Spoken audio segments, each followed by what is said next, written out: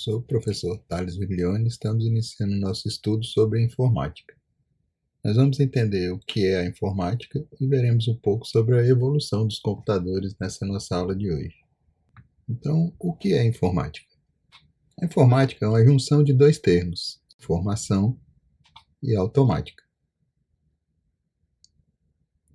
Então, para a gente entender o que é a informática, nós precisamos entender como é o tratamento da informação e como ela é feita automaticamente através de um computador. Nós também vamos entender um pouco da evolução do computador através da história. Bom, começando pelo tratamento da informação, precisamos entender as partes da informação, que são dado, metadado, informação e conhecimento. Inicialmente, vejamos o dado. O que seria esse número 27? A idade de alguém, o número de uma casa, a quantidade de alunos de uma classe? Então, um dado é um registro de um fato isolado. E qual é o significado desse dado isolado? Sem contexto, ele não tem nenhum significado. Pode ser qualquer coisa. Então, a gente puxa o conceito de metadado. O metadado descreve o significado de um outro dado.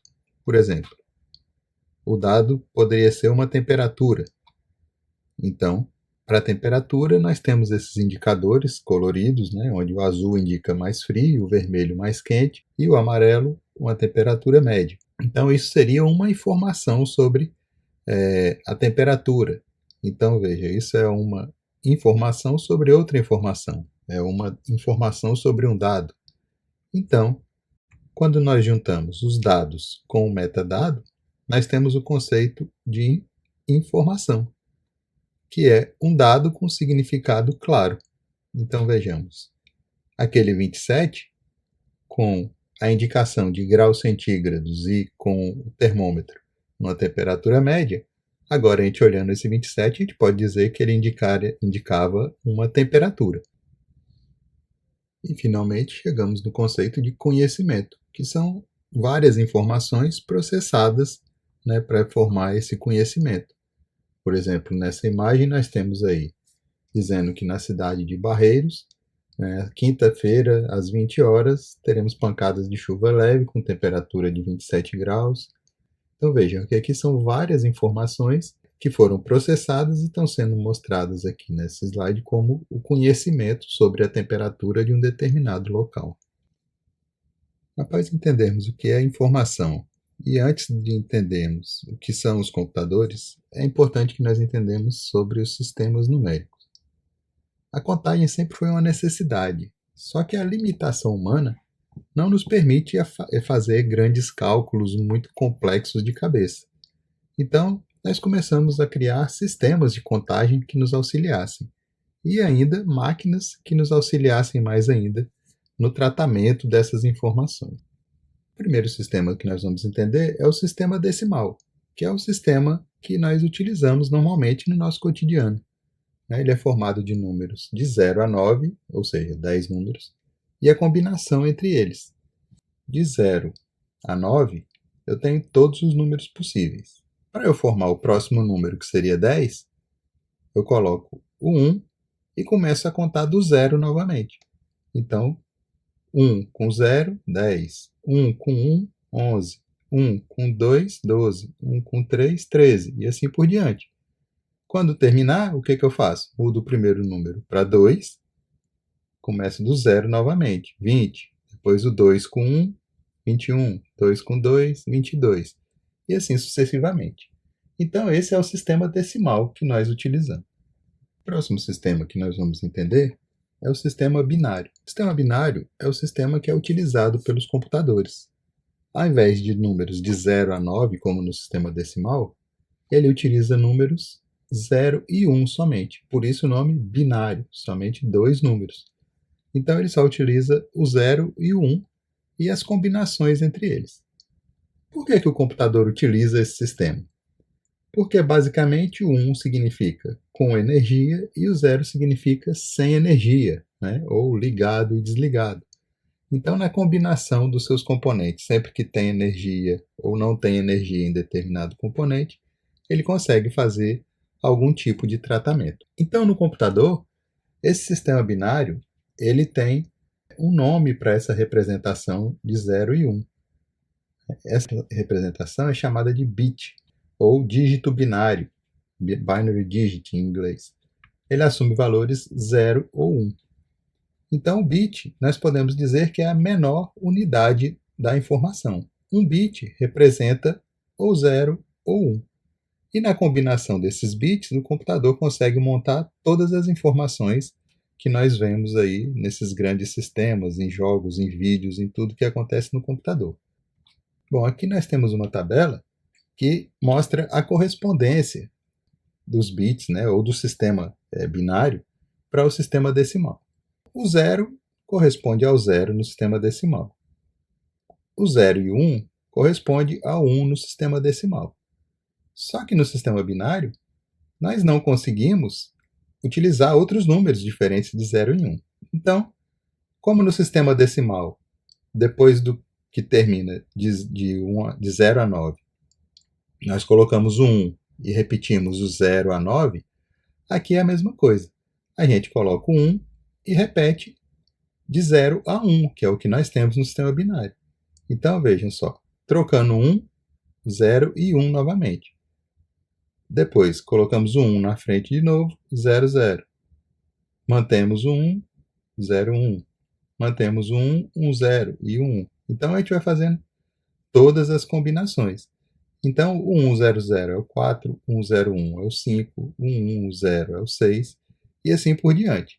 À medida que vai se acabando os números, a gente coloca outro 1 na frente e vai fazendo todas as combinações de zeros e uns possíveis com os números que vão sobrando.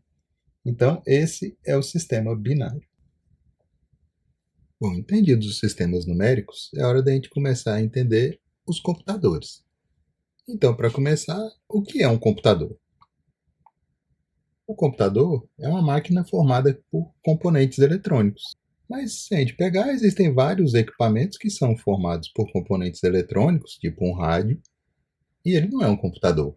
Então, o computador não pode ser só uma máquina formada por componentes eletrônicos. Então, ele também precisa de ter capacidade para armazenar, processar e transmitir dados, informações e conhecimentos. Além disso, ele também precisa de ser programável. O que significa isso? Ser programável significa que nós podemos definir uma sequência de comandos que vai dizer ao computador o que ele precisa de fazer. Então, assim, ele pode realizar uma grande variedade de tarefas. Então, nós podemos programar um computador, ou seja, o computador é uma máquina que pode fazer diversas tarefas de acordo com o que ele for programado para fazer. Podemos considerar que o computador não é uma máquina recente. Os mais recentes são os computadores eletrônicos, aí sim. Mas tem muito tempo que o homem cria máquinas para ajudar a manipular dados e informações para criar o conhecimento. Então vejamos aqui na nossa linha do tempo, há milhares de anos atrás aí que nós já tínhamos máquinas criadas pelo homem para ajudar em cálculos.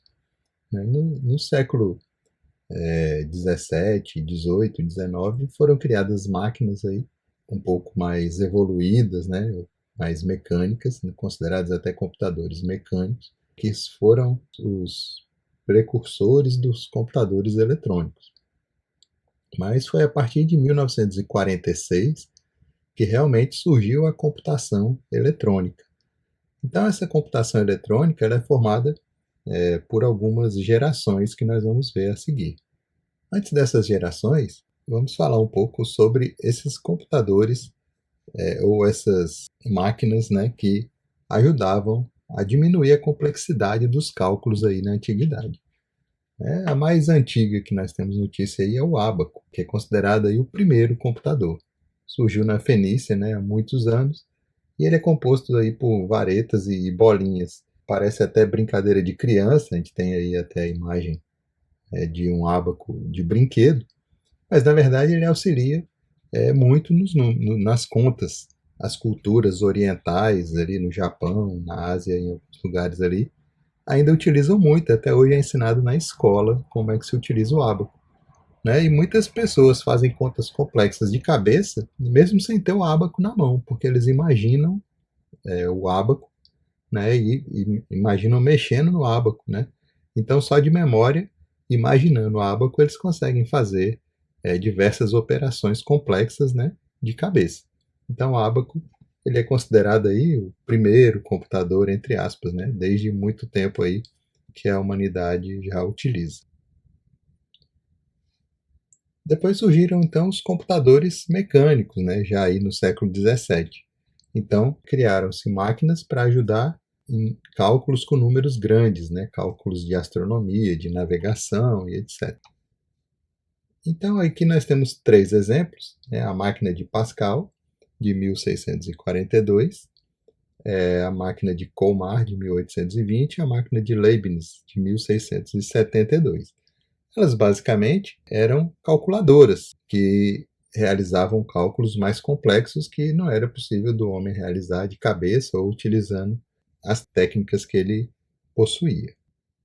Em seguida vieram as máquinas programáveis. Então, são máquinas capazes de executar tarefas de acordo com algumas instruções pré-programadas para ela. Então, isso começou a surgir no século XIX. Então, nós temos aqui exemplos dessas máquinas programáveis. Então, a primeira delas que nós temos aqui é o Teilhard de Jacquard, de 1801. Ele colocava um papel perfurado na máquina, como nós podemos ver aqui, e esse papel ele ia guiando as agulhas para poder fazer o tecido, né, para poder fazer o bordado no tecido de acordo com o que era definido nesse papel. Em seguida, nós tivemos essa máquina analítica, né, de Charles Babbage, que era capaz de fazer cálculos complexos ajustando essas engrenagens. Então, você poderia ajustar essas engrenagens de acordo com o cálculo que você precisasse fazer.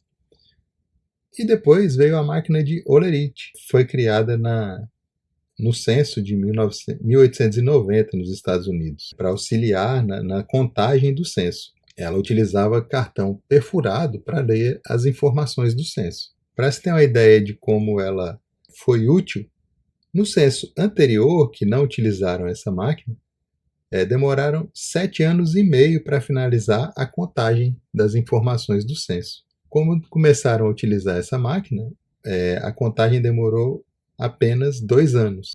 Então, foi uma grande evolução. Hollerith criou uma empresa para produzir máquinas que analisassem grandes volumes de informações, como as folhas de pagamento de empresa, né, posteriormente. E em 1924, essa empresa que ele criou acabou mudando o nome e passou a se chamar IBM, que ainda hoje ela é uma das maiores empresas de tecnologia do mundo. E tudo começou com essa máquina aqui de Hollerith em 1890, que foi utilizada na contagem do censo lá nos Estados Unidos. Bom, depois das máquinas mecânicas programáveis, finalmente chegamos na computação eletrônica. A primeira geração, como a gente já viu lá naquela linha do tempo, começou em 1946. Então, a primeira geração de computadores foi baseada em válvulas eletrônicas. Depois veio uma segunda geração, onde essas válvulas foram substituídas por transistores. A terceira geração, esses transistores foram todos integrados num circuito integrado, né, que era montado num único chip. E, finalmente, a quarta geração, que começou a utilizar microprocessadores. Alguns autores dizem que já estamos aí numa quinta geração. Alguns dizem que com a inteligência artificial já começou a quinta geração, outros a computação quântica, outros a partir do momento que os microprocessadores ficaram mais potentes, e eu ainda a utilização de nanotecnologias. Mas ainda não é um consenso de que realmente essa quinta geração já começou. Então, aqui para o nosso estudo, ainda continuamos na quarta geração. Desde que começaram a utilização dos microprocessadores, até hoje, nós permanecemos nessa quarta geração. Bom, vamos detalhar um pouco mais todas essas gerações de computadores. A primeira geração, como nós vimos, era baseada em válvulas eletrônicas. A válvula eletrônica era essa peça aqui, onde era ligada energia nela e essa energia era manipulada, então, pelo computador. Só que elas consumiam muita energia e elas aqueciam demais. Então, o ENIAC, que foi um dos primeiros computadores a utilizar a válvula, né, o ENIAC, que é o Electrical Numeric Integrator and Calculator, com as iniciais dele se formava ENIAC, ele é de 1946, ele tinha o tamanho de uma casa e possuía mais de 18 mil dessas válvulas que nós vemos aqui na foto. Então ele era um computador muito grande e essa válvula era que fazia aquele tratamento da informação. Aquela numeração binária que nós vimos antes era feita por essa válvula. Então nós temos aqui uma foto desse computador. Veja o tamanho da sala. Tudo isso que nós estamos vendo aqui nessa foto não são vários computadores, não. Isso tudo aqui é um único computador. Então todos esses equipamentos e fios aqui, né, eram utilizados para fazer a programação dele. Então o computador ocupava um espaço quase que de uma casa aqui realmente. Em seguida vieram os computadores de segunda geração, onde aquelas válvulas foram substituídas por transistores, né, que, como nós vemos aqui na foto, é um equipamento bem menor do que aquelas válvulas que nós vimos anteriormente. Ele chegava a ser 100 vezes menor do que uma válvula. Ele consumia menos energia, aquecia muito menos, né, e o primeiro computador 100% transistorizado, né, que só utilizava transistor, foi o TRADIC, de 1954. TRADIC, que seria Transistor Digital Computer. As iniciais dele formaram então o seu nome. Ele tinha mais de 700 transistores para poder fazer todo aquele tratamento da informação binária, como nós vimos lá no começo. Então nós temos aqui uma foto dele, ainda era um computador muito grande, mas em comparação com aquela foto que nós vimos do ENIAC anteriormente, ele já era bem menor, né? Apesar de que, se a gente for comparar com os computadores de hoje, ele ainda é muito grande, mas em relação ao ENIAC ele já era muito menor. Depois vieram os computadores baseados em circuitos integrados. O que são os circuitos integrados? Aqueles transistores da geração anterior, eles foram todos miniaturizados e montados num único chip. Então, dentro desse chip, que é o circuito integrado, né, nós tínhamos vários transistores e outros componentes eletrônicos aqui dentro. Então, ele possibilitou fazer computadores cada vez menores, mais baratos, mais potentes e confiáveis, com menos consumo energético. O primeiro deles, ou o mais famoso dessa geração, ou o mais significativo dessa geração, foi o IBM 360, que foi lançado em 1964. Então, esses foram os computadores de terceira geração. Então, aqui nós temos a foto do IBM 360, que já tinha um poder de processamento muito maior, apesar de ainda ser um computador bastante grande, mas aqui a gente já estava falando em computadores muito mais programáveis e muito mais potentes. Finalmente, nós chegamos aí na quarta geração, que é formado por microprocessadores. Então, nós temos na foto aí um microprocessador moderno, né? Esse não é dos primeiros, mas o microprocessador, ele já centraliza todo o processamento do computador, é feito dentro desse microprocessador, né? Ele também é conhecido como Unidade Central de Processamento, ou CPU, que nós temos nos nossos computadores hoje, né? Então ele está presente em tudo que é equipamento eletrônico praticamente hoje, né? E ele que possibilitou o surgimento dos microcomputadores, né? E computadores pessoais. Então todos esses notebooks, celulares, hoje até geladeira, fogão, carro, todo equipamento eletrônico tem um ou vários processadores, microprocessadores desses. O primeiro computador pessoal, baseado em microprocessador, ele foi lançado em 1974 e era o Altair 8800. Então, de 1974 para cá, houve uma evolução muito grande dos computadores, apesar de todos eles continuarem ainda na quarta geração de computadores, que é baseada justamente nos microprocessadores. Então, nós temos aqui uma foto do Altair de 1974, depois em 81 já veio o IBM PC, em 84 o Macintosh, que foi o primeiro a introduzir o mouse, né? E abaixo aqui nós temos uma série de equipamentos hoje que utilizam esses microprocessadores. Bom, desde o surgimento dos transistores, que todas as gerações utilizam transistores na sua composição. Mesmo quando virou circuitos integrados na terceira geração, ele era cheio de transistores dentro, e mesmo os microprocessadores também, ele é formado por diversos transistores. Então, o primeiro microprocessador que teve foi o Intel 4040, em 1971.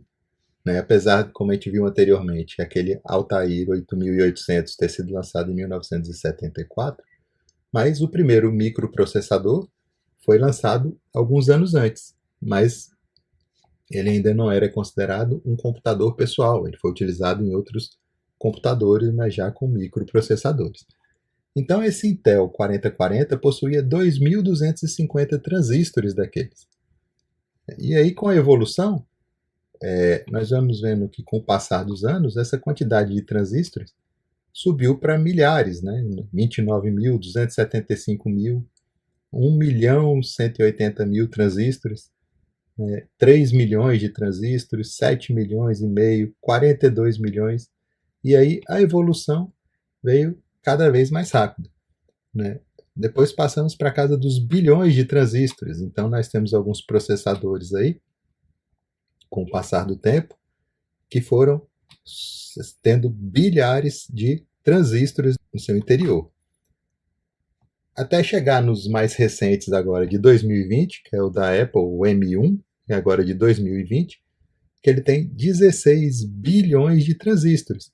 Então nós temos aqui a imagem dele, que nós podemos ver que num processador bastante pequeno, que é só nessa parte aqui, né?